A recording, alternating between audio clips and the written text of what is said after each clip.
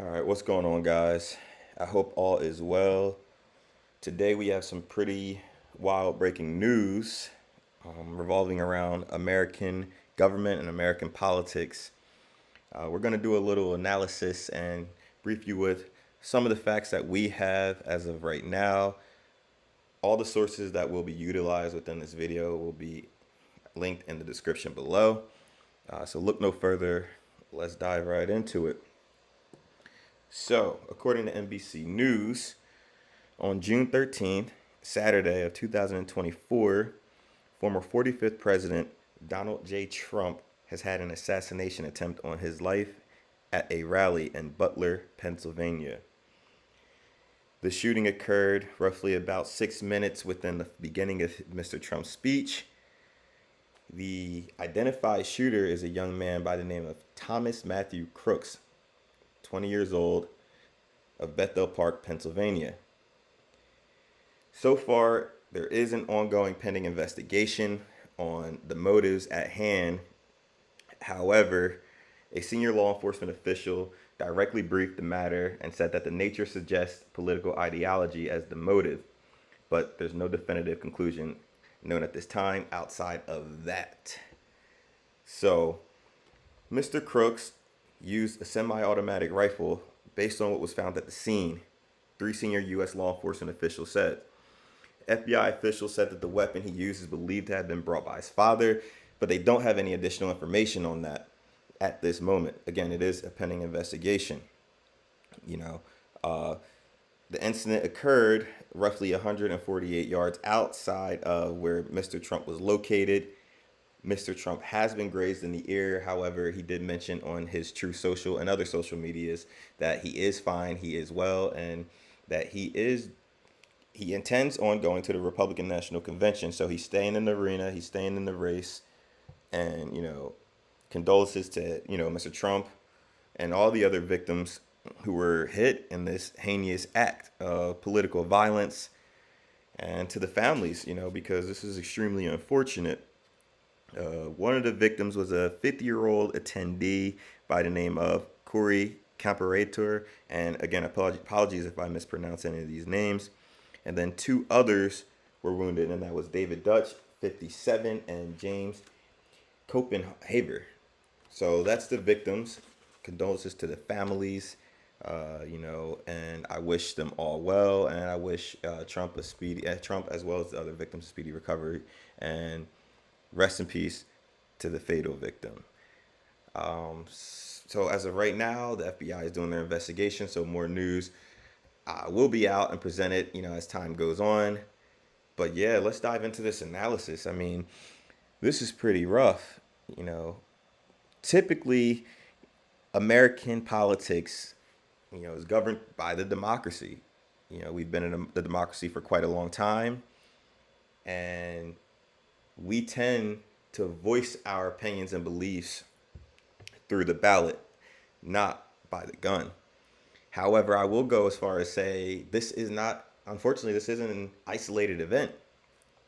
There has been numerous situations where presidents have not only been assassinated and fatal, but also where there's been many attempts on presidents' lives.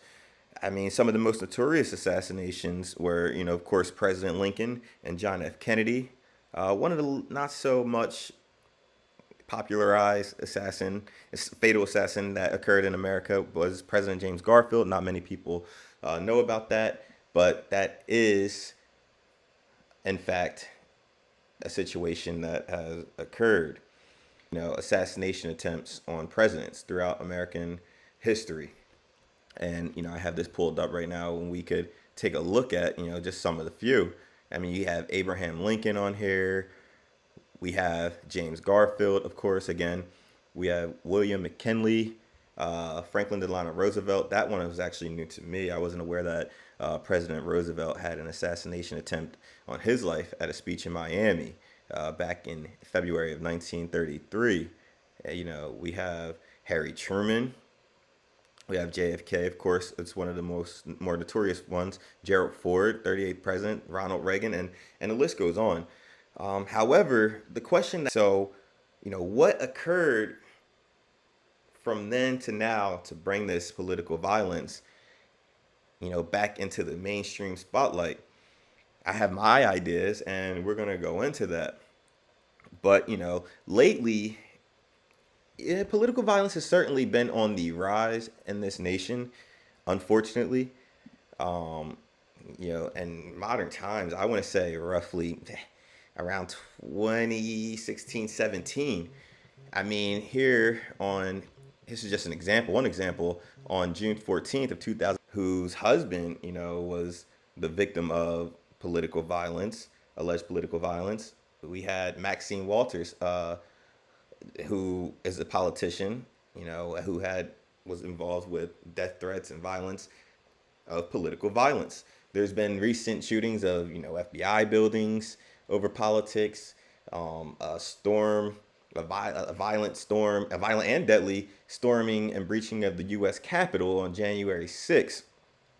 So there's been a lot of there's been certainly been an increase in political violence in this nation. So the question that I have for yous is, what do you think caused this?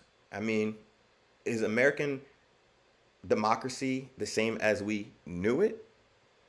Or is it changing? Is it declining? Or is it getting better? I mean,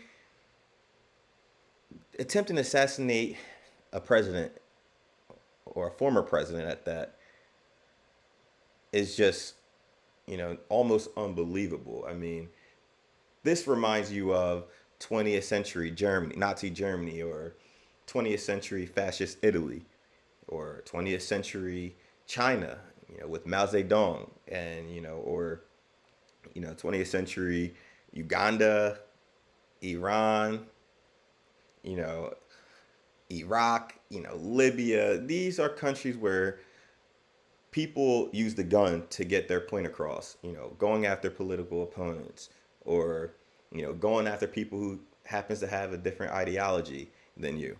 And that's typically not how we play the political ball game in America, unfortunately. Fortunately, but this is definitely an unfortunate situation.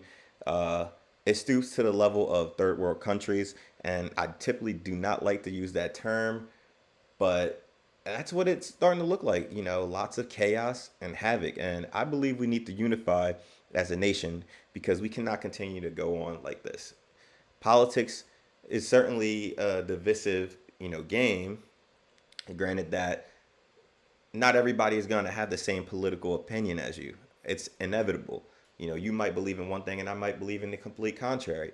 However, as Americans, we voice our opinion on the ballot, and we accept whether we win or lose. And we just continue that cycle. Not going out shooting and harming, a politician just because they happen to believe in something contrary to what you believe in. That's not how we do things in America. And I hope we don't move forward like that. It's tragic. And again, condolences to Mr. Trump and his family, as well as all the other victims and their families.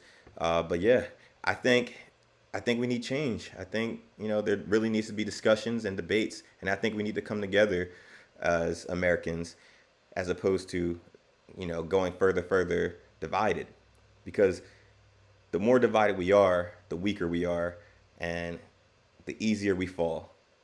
And America is a stronghold. I love America. It's a great nation. We need to preserve it as much as we can, and we need to get on board together and just fight to protect, defend, and preserve this nation.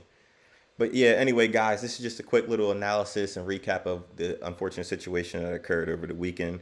Again, Saturday, June 13th, in Butler, Pennsylvania, at a rally. Donald J. Trump, former president and presidential candidate. Yeah, let me know what you guys think. This is pretty wild. I'm out. Later.